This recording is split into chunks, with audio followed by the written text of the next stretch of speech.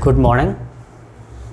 So reproduction in organism, ये जो chapter हम पढ़ रहे थे, ये यूनिट जो है आपके फर्स्ट यूनिट, इस फर्स्ट यूनिट का अब नेक्स्ट हम स्टार्ट करते हैं sexual reproduction in flowering plants. जो अब तक हमने पढ़ा रिप्रोडक्शन में, वह रिप्रोडक्शन की बेसिक स्टेप्स के बारे में हमने जानकारी ली थी कि रिप्रोडक्शन के लिए बेसिक स्टेप्स क्या होती है, रिप्रोडक्शन के टाइप्स कौन कौन से हैं, कितने टाइप से रिप्रोडक्शन होता है, ये सारी चीज़ें हमने ली थी। और इसके साथ सेक्सुअल रिप्रोडक्शन के डिफरेंट स्टेप्स कौन कौन सी है उनके बारे में हमने स्टडी किया था। अब जो फ्लावरिंग प्लांट्स और फ्लावरिंग प्लांट्स में सेक्सुअल रिप्रोडक्शन किस तरह से होता है, इसके बारे में हम स्टडी करते हैं। अब first of all sexual reproduction क्या होता है, ये तो आप जानते ही है कि जहाँ पर हैप्लॉइड गैमेट्स का फॉर्मेशन होता है और गैमेट्स के फ्यूज़न से फिर जो जायगोट है उस जायगोट का फॉर्मेशन होता है। तो formation of gametes and their fusion resulting in formation of zygote held in the process of sexual reproduction. जो सेक्सुअल रिप्रोडक्शन है उसमें ये प्रोसेसेस होती है। अब फ्लावर्स या फ्लावरिंग प्लांट्स की अगर बात करें तो फ्लावरिंग प्लांट्स जो है इन फ्लावरिंग प्लांट्स में एक जो इनका मेन रिप्रोडक्टिव ऑर्गन होता है वह रिप्रोडक्टिव ऑर्गन फ्लावर होता है। जो फ्लावर्स है वह फ्लावर्स क्या होते हैं, कितने टाइप के होते हैं, कौन कौन से होते हैं, इनमें क्या क्या पार्ट्स होते हैं, ये सारी चीज़ें आपने 11th क्लास में स्टडी कर ली है। जो फ्लावर्स है, फ्लावर्स की अगर बात करें तो फ्लावर्स में जो मेन इसके जो फ्लावर्स का ओरिजिन होता है, तो फ्लावर्स के लिए जो फ्लावरिंग प्रीमोडिया होता है उस प्रीमोडियल से जो बर्ड्स होती है, बर्ड्स जनरेट होती है। पहले तो इन्फ्लोरेसेंस निकलता है, जो ब्रांचिंग है, तो ब्रांचिंग हो रही है, उसके बाद जो हार्मोनल चेंजेस होता है, सीजनल चेंजेस, हार्मोनल चेंजेस, और प्लांट्स में डिफरेंट कई सारे चेंजेस होते हैं। और इन प्लांट्स के डिफरेंट चेंजेस के बाद जो इन्फ्लोरेसेंस है वह इन्फ्लोरेसेंस जनरेट होता है। और इन्फ्लोरेसेंस में फ्लावर प्रीमोडिया या पुष्प आद्यक का निर्माण होता है।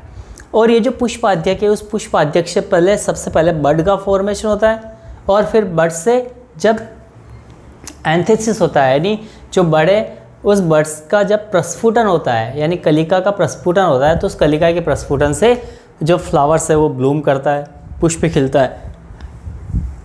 जो फ्लावर्स है, इस फ्लावर्स के अगर स्ट्रक्चर देखा जाए तो फ्लावर के बेसिक स्ट्रक्चर में इसके 4 वर्ल आते हैं, 4 चक्र होते हैं।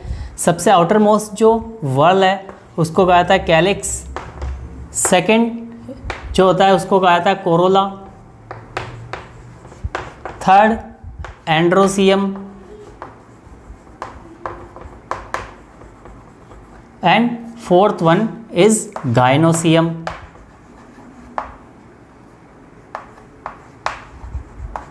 ये 4 वर्ल जो है, ये 4 वर्ल नॉर्मली एक टिपिकल फ्लावर में ये चारों वर्ल्स होते हैं। कैलिक्स या बाह्य दल पुंज जिसको कहते हैं, इसके हर एक मेंबर को सेपल कहा जाता है। कोरोला जिसको दलपुंज कहते हैं, इसके हर एक मेंबर को पेटल कहा जाता है, यानी बाह्य दल। एंड्रोसियम या इसको संयुक्त रूप से कहा जाता है पुमंग। ये जो फ्लावर है उसका फ्लावर का मेल रिप्रोडक्टिव पार्ट होता है एंड्रोसियम, और गाइनोसियम जो है ये फ्लावर का फीमेल रिप्रोडक्टिव पार्ट होता है। जो नॉर्मल फ्लावर की अगर बात करें तो हम बाइसेक्सुअल फ्लावर की बात कर रहे हैं, या जो हर्मेफ्रोडाइट फ्लावर्स है उनकी बात कर रहे हैं। तो इनमें दोनों ही पुमंग और गाइनोसियम या जायांग, या इसी को कहता है पिस्टिल, या इसी को कहते हैं कार्पेल। तो जायांग, पिस्टिल या कार्पल, अंडप या स्त्री केसर। तो ये जो है ये डिफरेंट पार्ट्स जो है, ये डिफरेंट पार्ट्स फ्लावर के होते हैं। जो एंड्रोसियम या पुमंग है, इसका हर एक मेंबर जो है, हम ये जो है ये वाले पार्ट इसके एसेसरी पार्ट होते हैं, फ्लावर के एसेसरी पार्ट है या सहायक अंग है। इनका जो रिप्रोडक्शन है, रिप्रोडक्शन में कोई स्पेशल रोल नहीं होता, स्पेसिफिक रोल नहीं होता है। इनका रोल यही होता है कि ये इंसेक्ट्स को अपनी तरफ अट्रैक्ट करते हैं और बर्ड कंडीशन में जो ये इंटरनल दोनों वर्ल्स है इन वर्ल का प्रोटेक्शन करता है। इसके अंदर इनका कोई स्पेसिफिक रोल नहीं होता है। जो मेन रोल होता है वह एंड्रोसियम रिप्रोडक्शन में जो मेन रोल है वह एंड्रोसियम और गाइनोसियम का है। अब एंड्रोसियम और गाइनोसियम की बात करें, या पुमंग और जायांग जो है इनका क्या रोल होता है। सबसे पहले एंड्रोसियम अगर ले, हम इनको सेपरेटली भी स्टडी करेंगे, या पुमंग, इसके हर एक मेंबर को कहा जाता है स्टेमेन या पुंकेसर।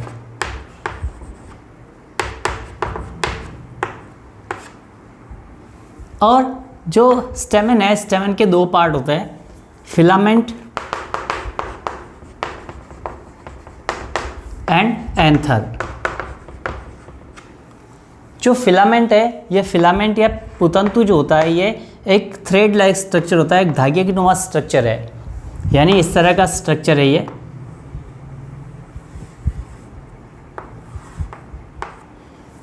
तो ये जो थ्रेड लाइक स्ट्रक्चर है, इस थ्रेड लाइक स्ट्रक्चर को पुतंतु या फिलामेंट कहा जाता है।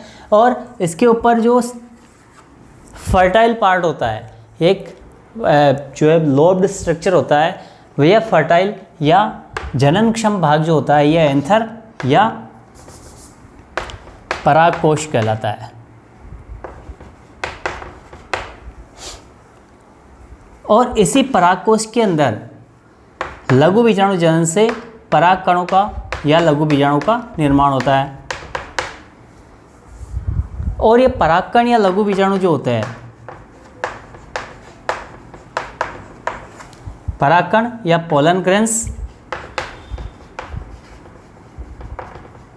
या माइक्रोस्पोर्स का फॉर्मेशन होता है। ये जो पोलन ग्रेन्स या माइक्रोस्पोर्स है, इनका फॉर्मेशन होता है माइक्रोस्पोरोजेनेसिस या स्पोरोजेनेसिस के थ्रू।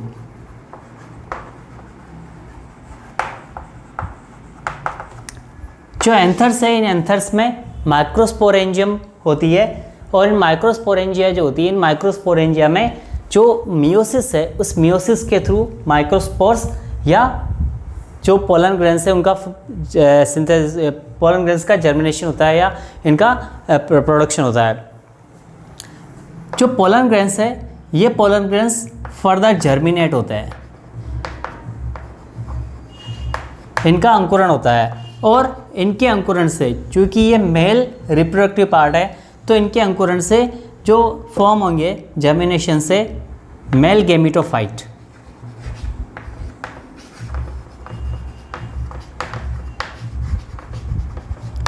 नर युग्मकोद्भिद का निर्माण होता है। यही नर युग्मकोद्भिद जो है, इस नर युग्मकोद्भिद में फिर डिवीज़न होता है, और इस नर युग्मकोद्भिद से दो मेल गैमेट्स का फॉर्मेशन होता है। मेल गैमेट, हैप्लॉइड जो मेल गैमेट है, उन हैप्लॉइड मेल गैमेट का फॉर्मेशन फिर बाद में लास्ट में होता है। तो ये नॉर्मल जो प्रोसेस है एंड्रोसियम में, या जो मेल रिप्रोडक्टिव पार्ट है, उस मेल रिप्रोडक्टिव पार्ट में होने वाली नॉर्मल प्रोसेस को हमने स्टडी किया है कि स्टेमेन के दो पार्ट होते हैं, फिलामेंट एंड एंथर। जो एंथर है, इस एंथर में स्पोरेंजियम होती है, उन स्पोरेंजियम में माइक्रोस्पोरोजेनेसिस या स्पोरोजेनेसिस की प्रोसेस जो होती है, उस स्पोरोजेनेसिस की प्रोसेस से इन एंथर्स या परागकोशों में पोलन ग्रेन्स या माइक्रोस्पोर्स का, हैप्लॉइड माइक्रोस्पोर्स या पोलन ग्रेन्स का फॉर्मेशन होता है। और ये जो हैप्लॉइड माइक्रोस्पोर्स या पोलन ग्रेन्स है, इनका जर्मिनेशन जब होता है, तो इनके जर्मिनेशन से मेल गैमेटोफाइट प्रोड्यूस होता है। ये मेल गैमेटोफाइट जो है, इसी के थ्रू मेल गैमेट का निर्माण होता है, मेल गैमेट बनता है। तो ये तो जो मेल गैमेटोफाइट या मेल रिप्रोडक्टिव पार्ट है उसका है। दूसरा जो कार्पल है या फीमेल रिप्रोडक्टिव पार्ट है, उसमें किस तरह से होता है। जो गाइनोसियम है या कार्पल है, उस कार्पल में जो पार्ट होता है, तो कार्पल में भी सेम इसी तरह से जो फीमेल गैमेटोफाइट है उसका फॉर्मेशन होगा। है सबसे पहले जो कार्पल है, ये कार्पल एक मेगास्पोरेंजियम है,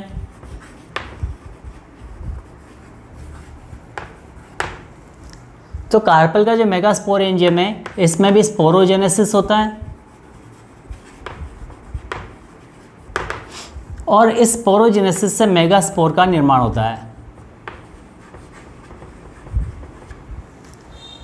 ये मेगास्पोर जो यहाँ पर फॉर्म होता है, या जो मेगास्पोर है, इस मेगास्पोर को यहाँ पर कहा जाता है एम्ब्रियो सैक। इस मेगास्पोर के थ्रू जर्मिनेशन होता है और इस मेगास्पोर के जर्मिनेशन से जो फीमेल गेमेटोफाइट है,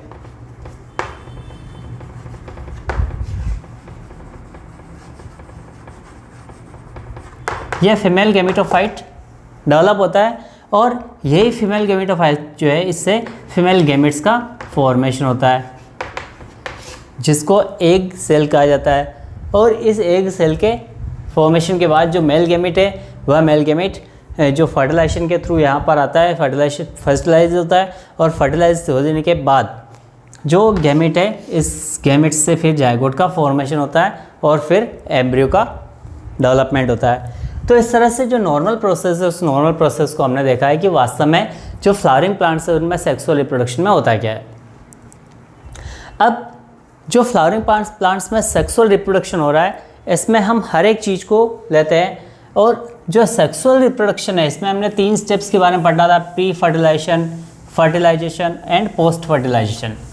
तो हम यहाँ पर उनको अलग अलग से नहीं लेकर हम स्टार्ट में प्री फर्टिलाइजेशन वाले ले रहे हैं, लेकिन उसको हम बाय नेम यहाँ पर नहीं लिख रहे हैं। तो सबसे पहले हम लेते हैं जो सेक्सुअल रिप्रोडक्शन है फ्लावरिंग प्लांट्स में, इसमें सबसे पहले आता है स्टेमेन। कि स्टेमेन क्या है, इसका स्ट्रक्चर क्या है, उनका क्या क्या रोल होता है। Microsporangium,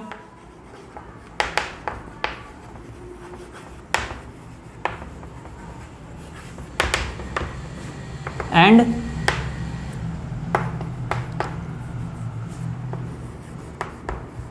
pollen grains. ये 3 जो टॉपिक्स है, इन 3 टॉपिक्स के बारे में हम सबसे पहले लेते हैं स्टेमेन या पुंकेसर, माइक्रोस्पोरेंजियम और लघु बीजाणुधनी, एंड पोलन ग्रेन्स या परागकण। अब ये क्या होते हैं, इनका स्ट्रक्चर क्या होता है, किसे कहते हैं। तो फर्स्ट हम लेते हैं स्टेमेन के बारे में कि स्टेमेन्स क्या है। स्टेमेन और पुंकेसर।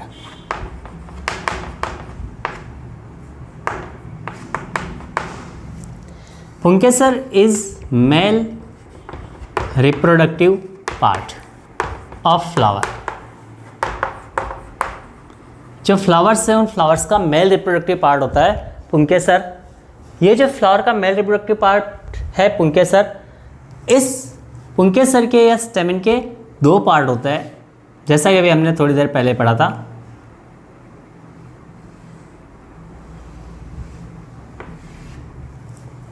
फर्स्ट पार्ट इज फिलामेंट और पुतंतु, एंड सेकंड इज एंथर और परागकोश। Filament is sterile. जो फिलामेंट होता है, ये स्टेराइल होता है, and it is attached with anther through connective और योजी। ये एक स्टेराइल टिश्यू होता है, कनेक्टिव या योजी। इस योजी के द्वारा या कनेक्टिव के द्वारा जो फिलामेंट है, वह फिलामेंट एंथर से अटैच रहता है। Anther is a swollen cylindrical part. जो एंथर है वह इस तरह से सिलेंड्रिकल स्वेलन पार्ट होता है। अगर एक टिपिकल एंथर के स्ट्रक्चर को देखा जाए तो टिपिकल एंथर जो है, यह इलोंगेटेड होता है एंड इट इज बाइलोब्ड। इसकी 2 पालियां होती है। हर एक एंथर जो होता है, हर एक एंथर के 2 पालियां होती है, and at the back of anther vasculated tissue system is available है। इसके बेक पार्ट में एक वेस्कुलर बंडल्स या वेस्कुलर टिश्यूज़ होते हैं, और ये वेस्कुलर टिश्यूज जो होते हैं, ये स्टेराइल वेस्कुलर टिश्यू होते हैं, जो कि यहाँ पर न्यूट्रिशन वाटर की सप्लाई का काम करते हैं। जो स्टेमेन है, इस स्टेमेन के एंथर जो होता है, इस एंथर के स्ट्रक्चर के बारे में देखें कि एंथर का स्ट्रक्चर किस तरह से होता है। एंथर के कौन कौन से पार्ट होते हैं? If we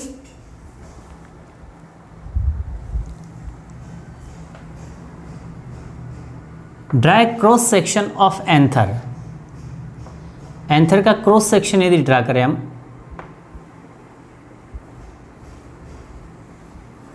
then in the cross section of anther there are two separate lobes. है इसका क्रॉस सेक्शन अगर करें तो इस क्रॉस सेक्शन में दो सेपरेट लोब्स होती है।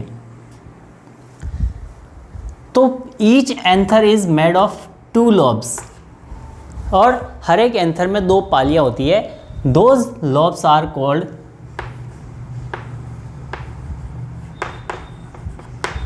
पोलन, सेक्स और anther lobe.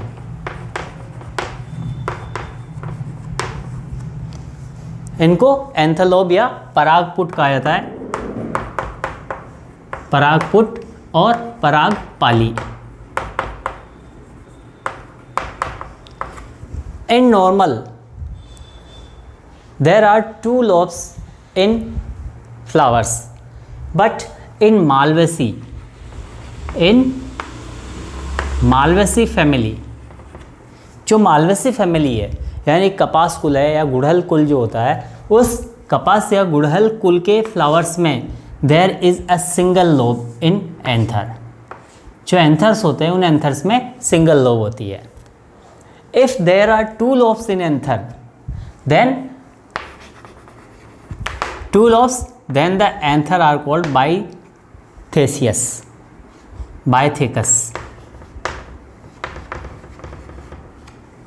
and if there is only one, then it is called monothecous। यानी अगर दो पालियाँ है तो दो पालियाँ होने पर इसको द्विपालित कहा जाता है, और यदि एक ही पाली है तो एक पाली होने पर इसको मोनोथेसियस कहा जाता है या एक पालित कहा जाता है। तो ये जो एंथर्स है उन एंथर्स के पालियों के बेस पर है कि कितनी लोब्स है या कितनी पालियाँ है। And now if we draw the structure of anther, internal structure of anther और anatomy of anther, then the structure of anther is so structure of anther, जो परागकोश है उस परागकोश का स्ट्रक्चर कैसा होता है उसके बारे में देख रहे थे।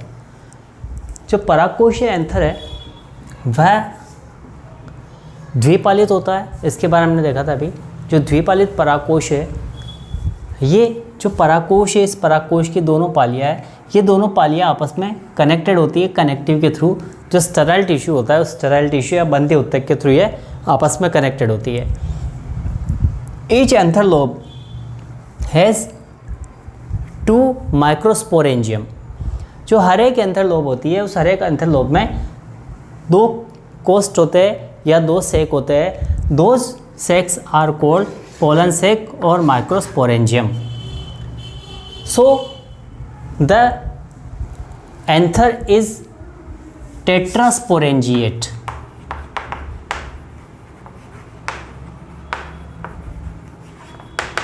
जो एंथर होते हैं वह एंथर या परागकोश जो होता है चतुष बीजाणुधानी होते हैं, या इनमें 4 बीजाणुधानियाँ होती है, या पोलन सेक, परागकोष्ठ या लघु बीजाणुधानियाँ जो है वो होती है। तो चतुष बीजाणु की होता है, क्योंकि हर एक जो परागकोश होता है हर एक परागकोश में 4 परागपुट होते हैं या परागकोष्ठ होते हैं। इस कारण से ये चतुष बीजाणु की होता है, चतुष बीजाणुधानिक होता है। जो परागकोश है इस परागकोश का डेवलपमेंट किस तरह से होता है, how it is developed, then when the development of anther is start, then below the epidermis. जो एपिडर्मिस है उस एपिडर्मिस के बिलो यानी हाइपोडर्मल क्षेत्र में, जो हाइपोडर्मिस है, in each corner of hypodermis there are 4 cells specialized. जो कॉर्नर्स होते हैं, इन कॉर्नर्स पर 4 सेल्स स्पेशलाइज्ड हो जाती है। They have thick cytoplasm dense nuclei, यानी ये जो होती है सेल्स, ये स्पेसिफाइड जो होती है, इनका जो प्रोटोप्लाज्म होता है वह थिक हो जाता है और न्यूक्लियस डेंस हो जाता है। एंड दे आर लार्ज और बिगर इन साइज, और इसके साथ साथ वे साइज में बड़ी हो जाती है। These cells are called archesporial cell. Archesporial cells और प्रपशु कोशिकाएं, इनको आर्कीस्पोरियल सेल्स या प्रपशु कोशिकाएं कहा जाता है। दीज आर्कीस्पोरियल सेल्स देन डिवाइड पेरिक्लाइनली, यानी ये जो आर्कीस्पोरियल सेल्स है इनका परिणत विभाजन होता है, यानी ये रेडियली इस तरह से डिवाइड होती है। And due to this type of development, इस तरह का डेवलपमेंट होने के कारण से, यानी जो स्पोरेंजियम है, स्पोरेंजियम का डेवलपमेंट इस तरह से हो रहा है, so this type of development is called eusporangiate, सुबीजाणुधानी है, स्पोरेंजिएट और सुबीजाणुधानी।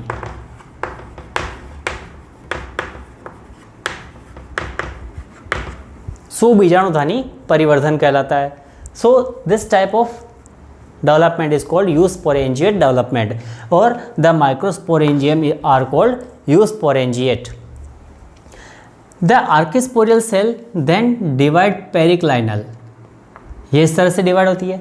आउटर सेल और the cell towards epidermis is called primary parietal cell, और प्राथमिक भित्तीय कोशिका जो बाहर की तरफ बनती है उसको प्राथमिक भित्तीय कोशिका कहते हैं। And the inner side cell is called primary microspore cell, microsporangium cell. यह प्राथमिक बीजाणुधानी कोशिका कहती है या लघु बीजाणुधानी कोशिका कहलाती है। तो इस तरह से 2 सेल्स का डेवलपमेंट होता है। Parietal cell further develops and divides 3 to 4 times. ये जो प्राइमरी सेल है, पैराइटल सेल है, ये 3 से 4 बार डिवाइड होती है। And it forms wall of sporangium, जो माइक्रोस्पोरेंजियम है उसकी वॉल का फॉर्मेशन करती है। That wall is 3 to 5 layers. ये 3 से 5 लेयर वाली जो वॉल है उस वॉल का फॉर्मेशन करती है, जो प्राइमरी पैराइटल सेल है। And the microsporangial cell, primary microsporangium cell forms sporangium. ये जो है ये स्पोरेंजियम या बीजाणुधानी का, या हम कह सकते हैं माइक्रोस्पोरेंजिया का परिवर्तन करती है, लघु बीजाणुधानी का विकास करती है। तो इस तरह से जो डेवलपमेंट है स्पोरेंजियम का या माइक्रोस्पोरेंजियम का डेवलपमेंट जो होता है लघु बीजाणुधानी का, वह इस तरह से होता है कि जो एपिडर्मिस होती है उस एपिडर्मिस के नीचे की हाइपोडर्मल क्षेत्र की कोई भी एक कोशिका जो होती है वह चारों कोनों पर विभेदित होती है, उसको आर्कीस्पोरियल सेल कहा जाता है, प्रपशु कोशिका कहते हैं। इसमें एक परिणत विभाजन होने से एक बाहरी प्राथमिक भित्तीय कोशिका और एक आंतरिक प्राथमिक बीजाणुधानी कोशिका बनती है। जो प्राथमिक भित्तीय कोशिका उसमें 2-3 बार विभाजन होने से वो जो परागधानी भित्ति है उसको भित्ति को बनाती है, 3 से 5 लेयर वाली भित्ति बनाती है। और जो आंतरिक स्तर पर जो कोशिका होती है प्राथमिक बीजाणुधानी कोशिका, उससे बीजाणुधानी लघु बीजाणुधानी का परिवर्तन होता है, उससे लघु बीजाणुधानी बनती है। अब जो माइक्रोस्पोरेंजिया है उस माइक्रोस्पोरेंजिया का स्ट्रक्चर किस तरह से होता है, इसको हम देखें कि स्ट्रक्चर ऑफ माइक्रोस्पोरेंजियम किस तरह का होता है लघु बीजाणुधानी की संरचना कैसी होती है।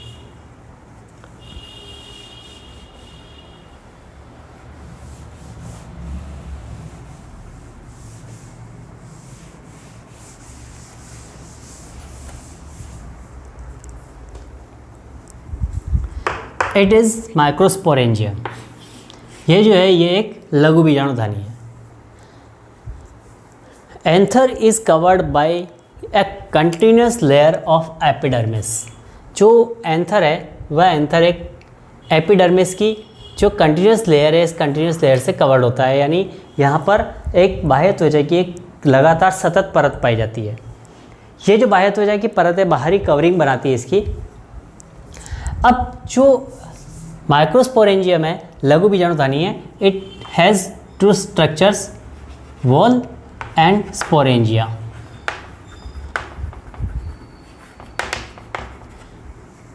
एक तो होता है इसकी भित्ति और दूसरी होती है इसकी स्पोरेंजियम या बीजाणुधानी। जो वॉल की अगर बात करें कि माइक्रोस्पोरेंजियम की वॉल किस तरह से होती है, तो एपिडर्मिस के बाद की अगर लेयर्स की बात करें, देयर आर 3 लेयर्स, एंडोथीसियम,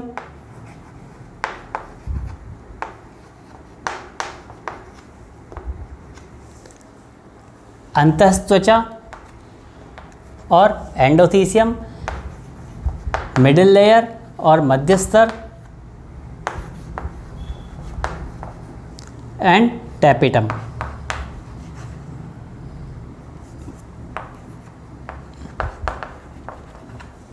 ये 3 लेयर्स जो है, ये 3 लेयर्स होती है वॉल में। एपिडर्मिस भी वैसे वॉल में ही इंक्लूड होती है। तो यहाँ पर हम कह सकते हैं 4 लेयर्स होती है। जो स्पोरेंजियम है, उस स्पोरेंजियम माइक्रोस्पोरेंजियम में 4 लेयर्स होती है। First layer is epidermis that covers the anther continuously. inner layers are endothecium. Endothecium is a single layered cell structure. यह सिंगल लेयर सेल का स्ट्रक्चर होती है, वॉल होती है endothecium. Endothecium cells are some big in size and in the inner radial wall of endothecium, जो endothecium की inner radial wall है, it is thickened by the fibres of cellulose.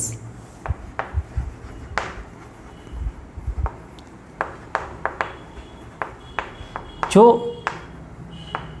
Cellulose के fibres होते हैं या जो सेलुलोज के रेशे है, वो रेशो की थिकनिंग होती है इसकी इनर वॉल पर, और इस इनर वॉल पर इसकी थिकनिंग होने से ये थोड़ी सी स्ट्रेच हो जाती है। But the thickening at this point is some less or absent, यानी कुछ जगह ऐसी होती है जहाँ पर थिकनिंग जो होती है वह बहुत ही कम या एब्सेंट होती है। And that place where the thickening is absent or very less is called stomium. वह जो स्थान जहाँ पर थिकनिंग बहुत कम होती है उसको स्टोमियम कहा जाता है। एंडोथीसियम में कोशिकाओं का वह स्थान जहाँ पर थिकनिंग नहीं होती है, सेलुलोज के फाइबर्स की थिकनिंग नहीं होती है वॉल पर, तो उसको स्टोमियम कहते हैं, या एरिया ऑफ डेहिसेंस, स्फुटन का स्थल कहते हैं, स्फुटन स्थल कहा जाता है। एंड द पोलन सेक और एंथर डेहिसेंस, और इसका स्फुटन जो होता है, परागकोशों का स्फुटन जो होता है वह इसी स्टोमियम से होती है या इस मुख से होती है। Then next layer is middle layer. Middle layer is 2 to 3 layers thick. यह 2 से 3 लेयर मोटी एक लेयर होती है। And its cells degenerated later, इसकी सेल्स जो होती है वह धीरे धीरे डीजेनरेट हो जाती है। All the nutritions are used in development of pollen grains और माइक्रोस्पोर्स। इसका सारा न्यूट्रिशन जो होता है वह पोलन ग्रेन्स के डेवलपमेंट में यूज़ ले लिया जाता है। Last is tapetum. Tapetum is inner most and very important layer of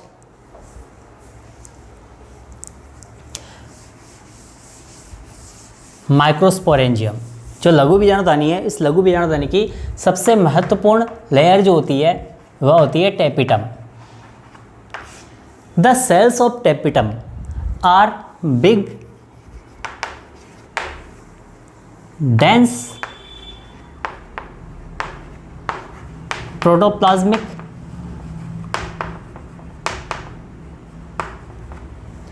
है। इसकी सेल्स जो होती है काफ़ी बिग होती है, उनका प्रोटोप्लाज्म डेंस होता है। दे आर मल्टी न्यूक्लिएटेड,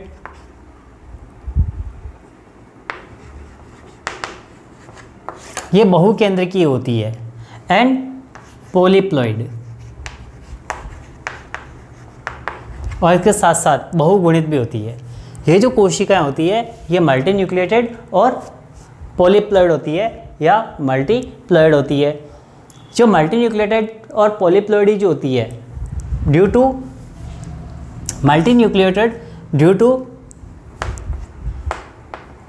एंडोमाइटोसिस,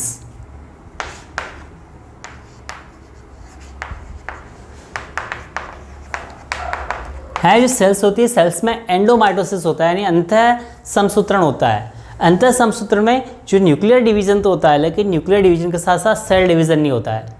तो जो न्यूक्लियस है वो सारे न्यूक्लियस एक सेल में रह जाते हैं, तो इस कारण से ये मल्टी न्यूक्लिएटेड हो जाती है, बहुकेंद्रिकी हो जाती है। एंड पॉलीप्लॉइड यानी बहुगुणित हो जाती है, that is due to endo polyploidy.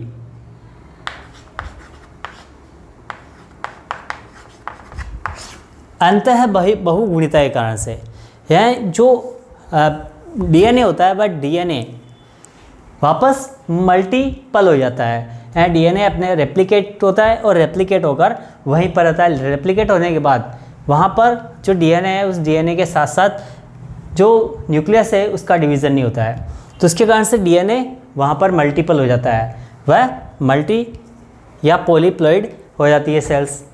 तो यहाँ पर ये जो सेल्स होती है स्पेशलाइज्ड होती है। They have main role of nutrition of developing microspores और पोलन ग्रेन्स। इनका जो मेन रोल होता है यह डेवलपिंग माइक्रोस्पोर्स या पोलन ग्रेन्स का न्यूट्रिशन प्रोवाइड करना है। ये जो लेयर्स है उन लेयर्स के बारे में। एंड लेटर इज माइक्रोस्पोरेंजिया और लघु बीजाणुदानी। Before to learn or the structure, before to understand the structure of microsporangium, we have to know about the functions of tapetum. जो टैपिटम है उस टैपिटम के फंक्शन क्या क्या है इसको हम स्टडी कर लेते हैं, इनको समझ लेते हैं कौन कौन से फंक्शंस है टैपिटम के। ओके,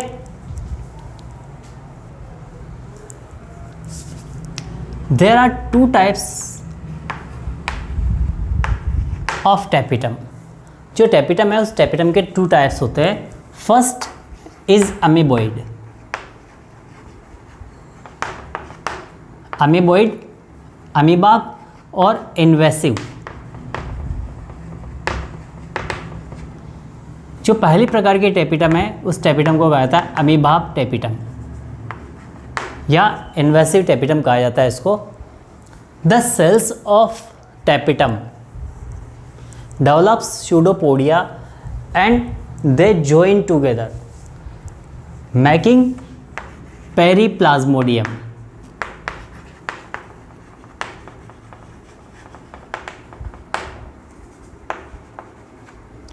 है जो सेल्स होती है जैसे टैपिटम की सेल्स है, ये टैपिटम की सेल्स आपस में एक साथ जुड़ जाती है, एक ही हो जाती है और ये अमीबाब या अमीबॉइड स्ट्रक्चर डेवलप कर लेती है। They acquire the structure of amoeba, ये अमीबा के स्ट्रक्चर में हो जाती है। And they are called periplasmodium, they forms periplasmodium, वे पेरीप्लाज्मोडियम बना देती है। These tapetum cell goes between और moves between the developing microspores. ये जो सेल्स होती है ये सेल्स जो डेवलप होने वाले माइक्रोस्पोर्स है या माइक्रोस्पोर मदर सेल्स है या स्पोरेंजियम है उस स्पोरेंजियम के बीच में चली जाती है और वहाँ जाकर माइक्रोस्पोर्स जो डेवलप हो रहे हैं उनको वहीं जाकर न्यूट्रिशन देती है। तो ये वाली जो है ये वहीं पर जाकर यानी पहले तो ये जो सेल्स होती है आपस में ज्वाइन होकर पेरीप्लाज्मोडियम बनाती है और फिर ये जो माइक्रोस्पोर सेल्स होती है वहाँ उनके बीच में चली जाती है और वहाँ जाकर उनको न्यूट्रिशन प्रोवाइड करती है। तो ये टाइप होता है अमीबॉइड या अमीबाब टैपिटम का। सेकंड टैपिटम इज सेक्रेटरी और स्रावी। दूसरी जो होती है वह सेक्रेटरी या स्रावी जो टैपिटम है वह होती है। या इसी को ग्लैंडुलर भी कहा जाता है, ग्रंथिल भी कहा जाता है। सिक्रेटरी और glandular tapetum remain in situ, यानी ये अपनी जगह पर ही बनी रहती है। एंड सीक्रेट्स न्यूट्रिशंस, ये यहाँ से कहीं नहीं जाती, जहाँ पर टैपिटम सेल्स है वहीं रहती है, but they secrete nutrition to the developing microspores. ये अपनी जगह पर रहती है और जगह पर रहते हुए जो विकसित होते हैं माइक्रोस्पोर्स होते हैं, लघु बीजाणु हैं, परागकण हैं, उनको न्यूट्रिशन प्रोवाइड करती है। तो इस प्रकार की कहलाती है स्रवी या ग्रंथिल टैपिटम। जो अमीबोइड टैपिटम है, ये अमीबोइड टैपिटम पाई जाती है टाइफा,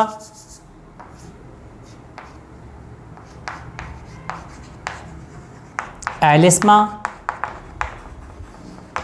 ट्रेडेस्केंशिया,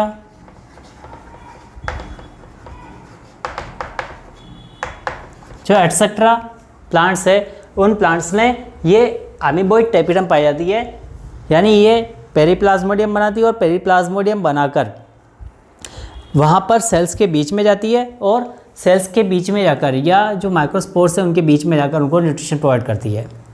सेकेंड वाली जो है सिक्रेटरी, ये सिक्रेटरी पाई जाती है सिम्फोरी कार्पस।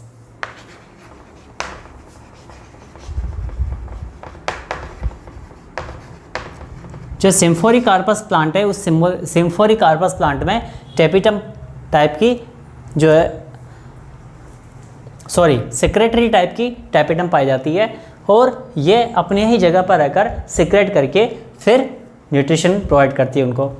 तो दो टाइप की हो गई, एक तो एमीबोइड जो कि टाइफा, एलिस्मा, ट्रेडेस्केंसिया, लिली इनमें पाई जाती है, और सिम्फोरी कार्पस जो है उसमें सिक्रेटरी या ग्लैंडुलर पाई जाती है। अब टैपिटम के फंक्शंस क्या है, कौन कौन से फंक्शन टैपिटम करती है, इसका हम देखते हैं।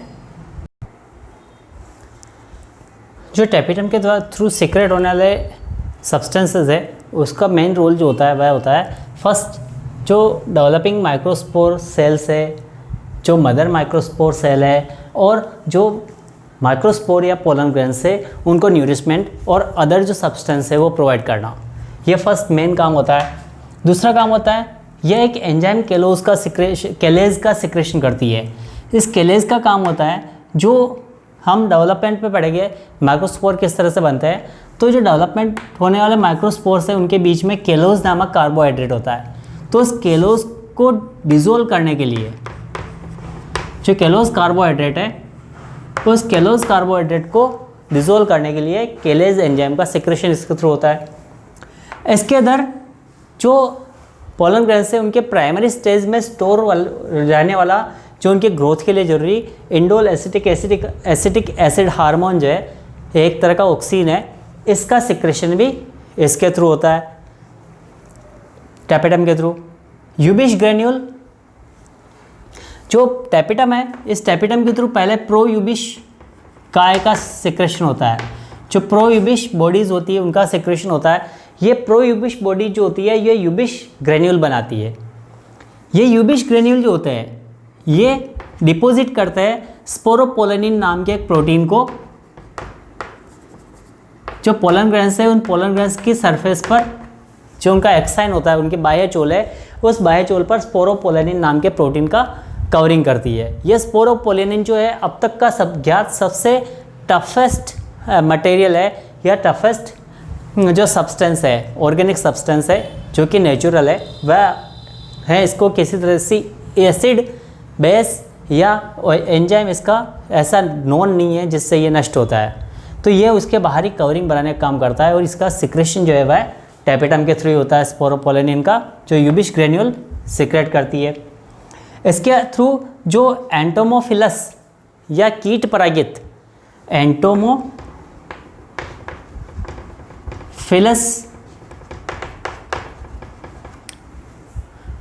जो फ्लावर्स एंटोमोफिलस है या कीट परागित है, उन कीट परागित जो पादप है उनके फ्लावर्स या पोलन ग्रेन्स पर पोलन किट का सिक्रेशन हो, पोलन किट पाया जाता है। उस पोलन किट का सिक्रेशन जो होता है वह भी इस टैपिटम के थ्रू होता है।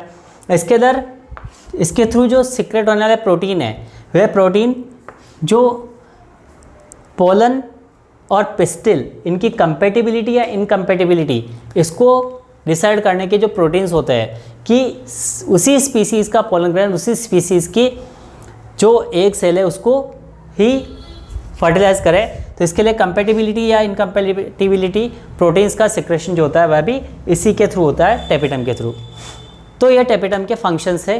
अब हम माइक्रोस्पोरेंजिया देखते हैं। तो फर्स्ट वाला वॉल का हमने देख लिया कि जो एंथर है उसकी वॉल या जो माइक्रोस्पोरेंजिया उसकी वॉल किस तरह का स्ट्रक्चर होता है और उसके फंक्शन क्या है। फिर सेकेंड है स्पोरोजिनस टिश्यू। जो स्पोरोजिनस टिश्यू है ये जो स्पोरेंजियम है, स्पोरेंजियम का सारा इनर पार्ट जो होता है वह इस स्पोरोजिनस टिश्यू से फिलअप होता है and the cells are called sporogenous cells. बीजाणुजन कोशिकाएं होती है सारी की सारी। ये जो बीजाणुजन कोशिका है इन बीजाणुजन कोशिकाओं में माइटोसिस होता है, ये डिवाइड होती है, कंटिन्यूस डिवाइड होती है एंड दे फॉर्म्स माइक्रोस्पोर और पोलन मदर सेल। ये एक डिप्लॉइड जो लघु बीजाणु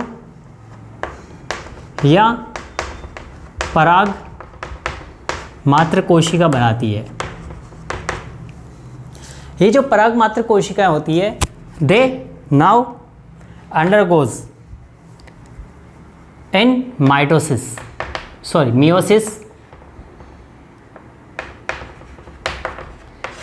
ये जो माइक्रोस्पोर पोलन सेल्स है ये माइक्रोस्कोप या pollen mother cells divide through mitosis and they forms 4 microspores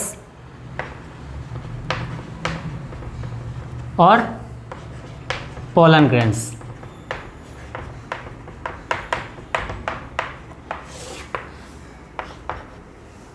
they are first जो चारों माइक्रोस्पोर बने हैं ये माइक्रोस्पोर स्टार्ट में प्लाज्मोडेस्माटा से आपस में ज्वाइन रहते हैं। इनके बीच में प्लाज्मोडेस्माटा होता है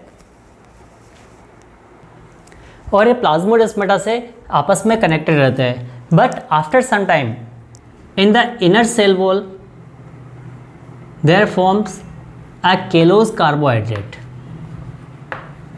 इनकी जो सेल वॉल होती है सेल वॉल की इनर साइड पर केलोज नामक कार्बोहाइड्रेट का डिपॉजिट हो जाता है और ये एक दूसरे से सेपरेट हो जाते हैं और ये सेपरेट होकर चतुष्टय या टेट्राड की फॉर्म में रहते हैं। टेट्राड या चतुष्टय के रूप में रहते हैं और जब फर्दर आगे इनका डेवलपमेंट होना होता है देन टेपिटम जो है उस टेपिटम से सिक्रेट होने वाला जो एंजाइम केलेज है वह केलेज इस केलोज को डिसॉल्व कर देता है और चारों ही जो माइक्रोस्पोर्स है ये सेपरेट हो जाते हैं।